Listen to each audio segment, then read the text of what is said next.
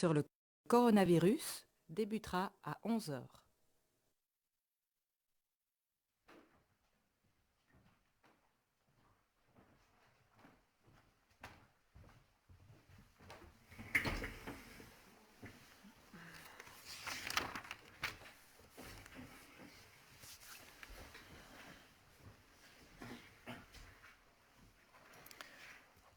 Mesdames et messieurs, bonjour. J'espère que vous vous portez bien, que vous prenez soin les uns des autres. Nous sommes le samedi 28 mars et nous allons commencer notre point de presse quotidien par un état de la situation au niveau pandémique et puis un retour sur les décisions qui ont été prises hier par le Conseil national de sécurité. Je cède tout de suite la parole à Emmanuel.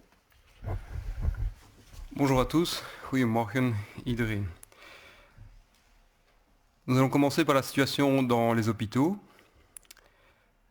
Hier, 575 personnes ont dû être hospitalisées dans le cadre d'une infection à coronavirus. 205 personnes ont pu quitter les hôpitaux après avoir été guéries. Ce qui porte aujourd'hui le nombre de patients hospitalisés à 3717. Parmi ceux-ci, 789 sont aux soins intensifs. C'est une augmentation par rapport à hier de 99 personnes. Aujourd'hui, 43% des lits de soins intensifs sont actuellement disponibles, sont utilisés. 579 personnes nécessitent une assistance respiratoire.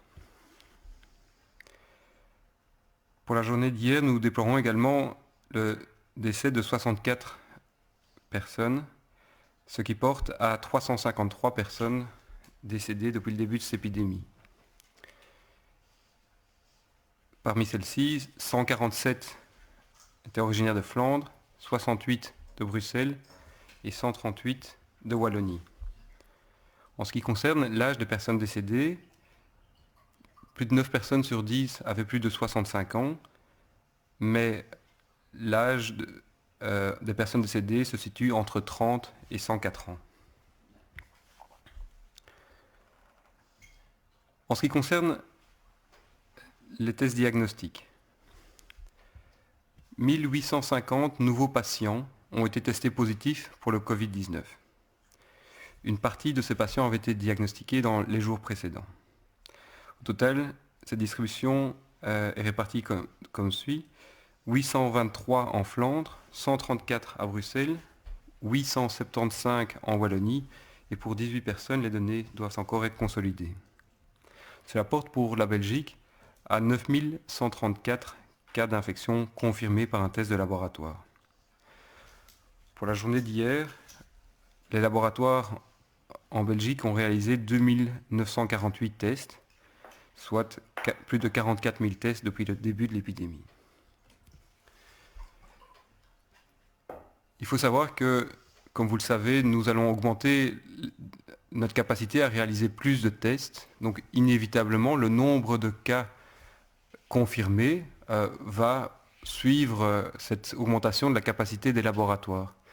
Et donc, ce nombre va évoluer de façon importante dans les prochains jours, reflétant la capacité diagnostique. Mais les indicateurs les plus importants que nous allons suivre reste toujours le nombre d'hospitalisations et le nombre de personnes nécessitant des soins intensifs. Alors nous voudrions réinsister sur l'importance et la nécessité d'avoir prolongé les mesures comme cela a été décidé hier par les autorités. La nécessité de prolonger ces mesures se justifie par plusieurs éléments. Premièrement, vous voyez que tous les jours, de nouvelles personnes rentrent dans les hôpitaux, que le taux d'occupation des hôpitaux, y compris des lits de soins intensifs, continue à augmenter. Nous avons toujours une marge de sécurité, mais c'est important de pouvoir maintenir ces efforts tant que nous ne voyons pas la proportion de lits occupés décroître. Et donc, les mesures que nous avons commencé à prendre il y a déjà un certain nombre de jours, et les mesures que nous continuerons à prendre pendant un certain nombre de semaines, permettront d'atteindre ces objectifs et nous suivrons jour après jour avec vous l'évolution de ces indicateurs pour vous aider ensemble à anticiper quand et comment nous pourrons petit à petit lever les mesures. Une des questions qui revient régulièrement, c'est quand se laver les mains. Eh bien, depuis le début de cette épidémie, nous vous rappelons tous les jours qu'il faut se laver les mains. C'est évidemment important de continuer à maintenir une hygiène régulière et importante quand vous êtes chez vous, à différents moments de la journée. Mais c'est aussi très important de systématiquement, quand vous êtes sorti pour vous promener, pour aller faire des courses, comme c'est autorisé de le faire, de se laver les mains comme premier geste quand vous rentrez chez vous, puisque c'est à cette occasion que vous aurez été éventuellement mis en contact avec du virus qui était déposé sur les surfaces. Voilà, je vais laisser la parole à Steven. Goedemorgen iedereen. Het is tijd voor de dagelijkse update van de COVID-19-cijfers. De voorbije 24 uur werden er 575 patiënten opgenomen in onze ziekenhuizen en 205 patiënten mochten de ziekenhuizen verlaten. Dat brengt het totale aantal gehospitaliseerde patiënten in België op dit ogenblik op 3717. Daarvan bevinden zich 789 patiënten op intensieve zorgen. Dat is opnieuw een stijging met 99 patiënten. En 579 patiënten worden beademd. Dat is een stijging van 81. Jammer genoeg zijn er opnieuw bijkomend overlijdens te melden. 64 personen zijn jammer genoeg komen te overlijden de voorbije 24 uur. En dat brengt het totaal aantal overlijdens in België tot nu toe op 353. Daarvan zijn er 147 in Vlaanderen, 138 in Wallonië en 68 in Brussel. De leeftijd, jongste persoon was 30, oudste persoon 104. Maar het is wel belangrijk om te zeggen dat meer dan 90% van de overlijdens plaatsvond bij personen van boven de 65 jaar en heel vaak met één of meerdere onderliggende aandoeningen. Betreft het aantal positieve labotesten. De voorbije 24 uur werden er 1850 nieuw positief geteste patiënten gerapporteerd voor heel België. Dat is een forse stijging. Maar dat kunnen we ook verklaren. We moeten dat met een korrel zout nemen. Er zijn twee factoren die daar aan de basis liggen. Eén, er is een groot labo uit Wallonië dat tot nu toe nog geen cijfers had gerapporteerd en nu wel al haar cijfers heeft doorgestuurd naar de overheid. Dat gaat om 500 gevallen, waardoor het cijfer plots sterk gestegen is. Die gevallen zijn niet allemaal van gisteren, maar dateren ook van enkele dagen terug. Ten tweede is het ook zo dat we de labocapaciteit aan het opdrijven zijn en dat er ook meer testen gebeuren dan vroeger. Dus daardoor neemt dat getal sterk toe.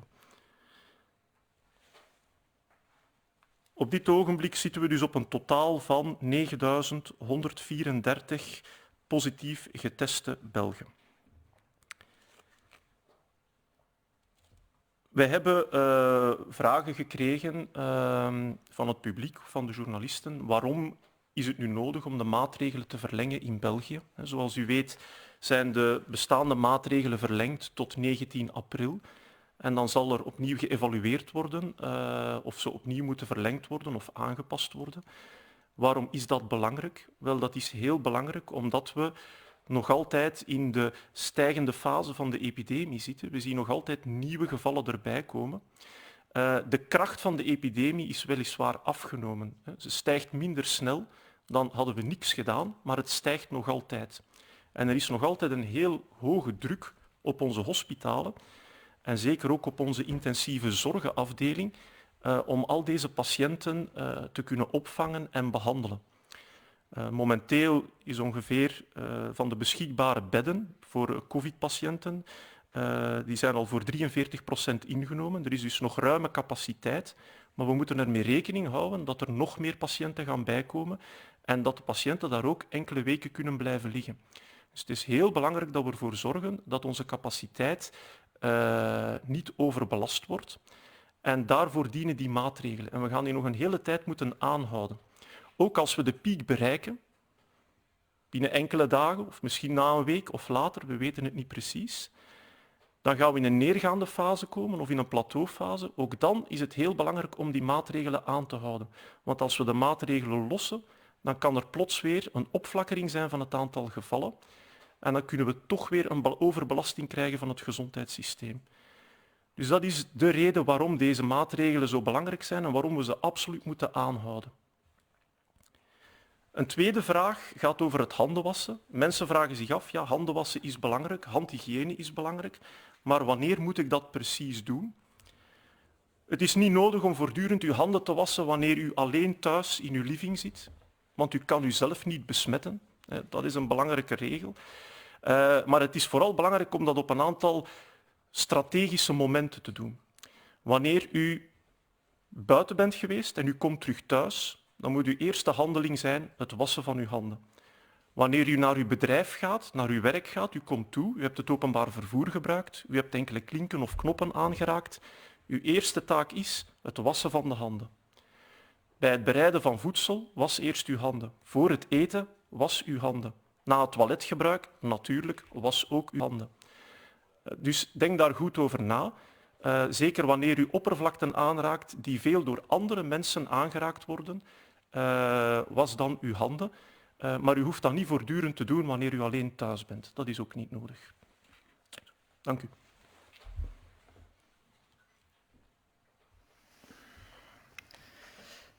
Comme vous le savez, sur base de l'avis d'experts, le Conseil national de sécurité a pris hier la décision nécessaire de prolonger les mesures qui sont en vigueur jusqu'au 19 avril. La situation, depuis le début de cette pandémie, est suivie en permanence et ces mesures, qui sont renforcées actuellement, pourraient être prolongées au-delà du 19 avril jusqu'au 3 mai, mais elles le seraient uniquement sur base d'avis d'experts et sur base de l'ensemble des autorités qui suivent vraiment cette situation jour après jour. C'est donc aujourd'hui à chacun d'entre nous de prendre notre responsabilité, et ce, pour tenir bon dans les semaines à venir. Nous allons devoir faire preuve de patience, mais nous ne pouvons pas sauter une seule étape. La priorité absolue est pour nous, comme pour vous, la santé de chacun de nos concitoyens. Et c'est pour ça que nous devons aujourd'hui, tous ensemble, fournir ces efforts considérables. Le temps de la sensibilisation est fini. Aujourd'hui, tout le monde doit réaliser le sérieux de la situation et doit maintenant agir. On voit néanmoins que, quand on regarde les chiffres, notamment des secteurs de télécommunications, que les personnes passent aujourd'hui 80% de leur temps dans leur commune. Ce qui signifie concrètement que vous restez chez vous pour la plupart d'entre vous, que vous suivez les consignes. Et pour cela, on ne peut que vous remercier. Mais malheureusement, il y a toujours des personnes qui ne comprennent pas. Et les services de police, dans les prochains jours et prochaines semaines, seront sur le terrain pour renforcer les contrôles, pour sanctionner si c'est nécessaire, mais surtout pour veiller avec nous, aux côtés des acteurs de la santé publique, au respect des consignes. C'est vrai que les prochaines semaines seront difficiles pour beaucoup d'entre nous. On vous l'a dit, l'importance pour la Belgique, pour chacun d'entre vous, c'est de garder cette solidarité qui nous anime depuis quelques jours et de faire attention aux personnes les plus vulnérables de notre entourage. Arrêtez d'être créatifs dans le non-respect des mesures. Soyez plutôt créatifs avec la manière avec laquelle vous allez être en contact avec vos familles, avec vos proches, tout en respectant les consignes de santé publique. Cette période est très dure émotionnellement pour beaucoup d'entre nous, pour beaucoup d'entre vous, et il faut faire attention à ces émotions qui vont sûrement arriver dans les prochains jours. Cherchez une routine, cherchez une manière de vous occuper, reconnaissez ces émotions qui apparaissent et parlez-en avec vos proches. Beaucoup d'organisations spécialisées, d'associations sur le terrain sont à votre disposition. Il y a également ces volontaires de la Croix-Rouge qui sont joignables sur le numéro d'information, le 0800 14 689. Continuez à rester chez vous. Continuez à prendre soin de vous et continuez à prendre soin des autres. C'est ce que nous devons faire maintenant dans les prochaines semaines. Merci.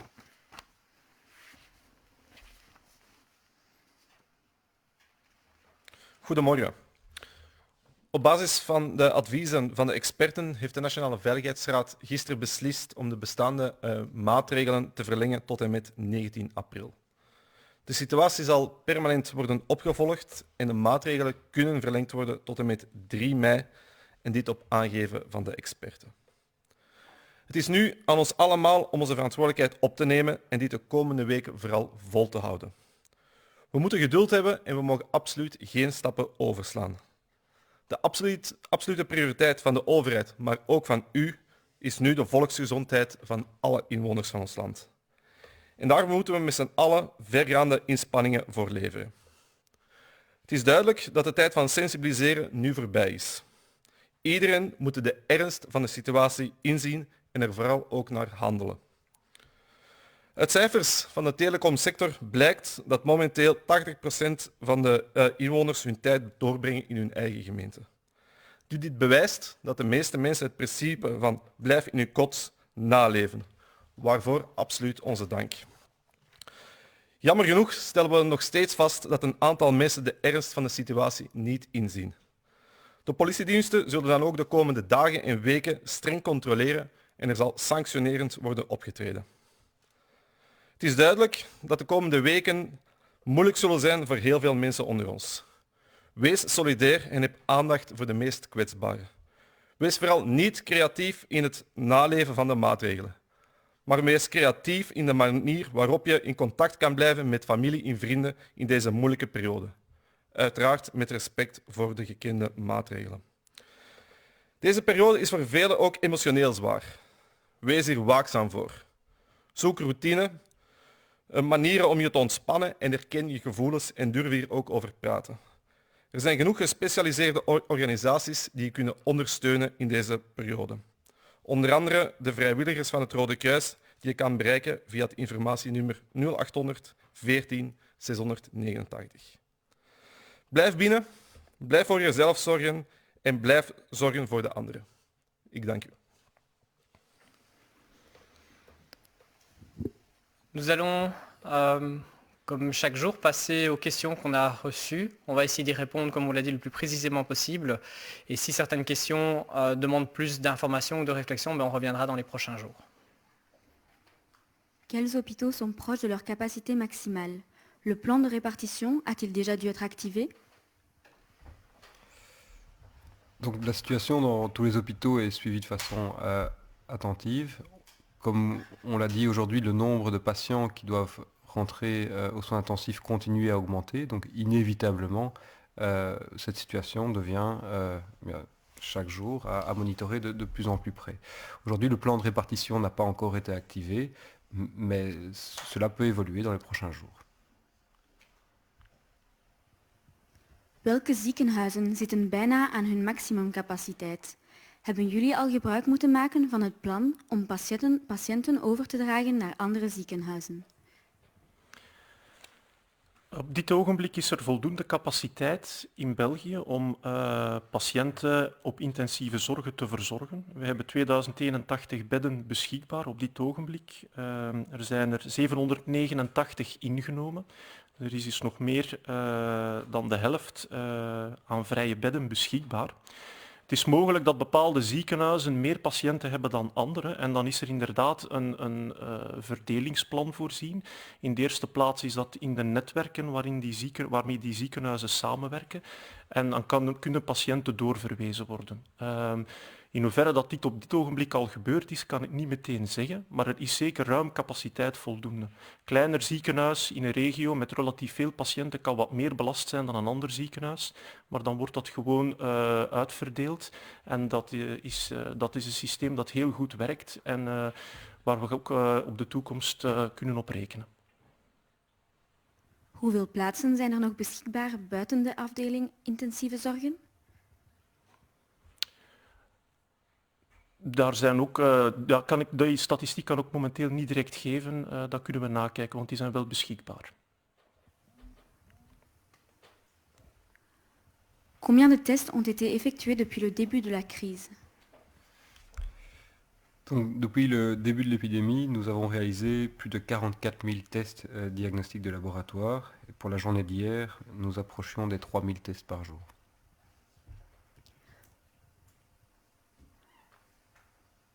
Hoeveel tests zijn er al sinds het begin van de crisis uitgevoerd?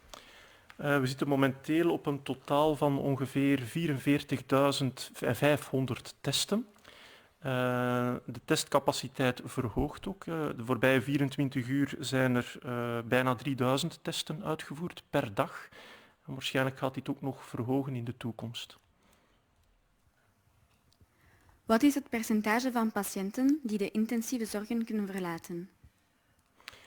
Daar hebben we op dit moment ook nog geen precieze statistieken over.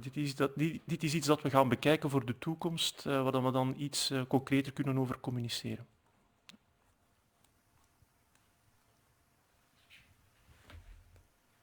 Merci pour ces questions.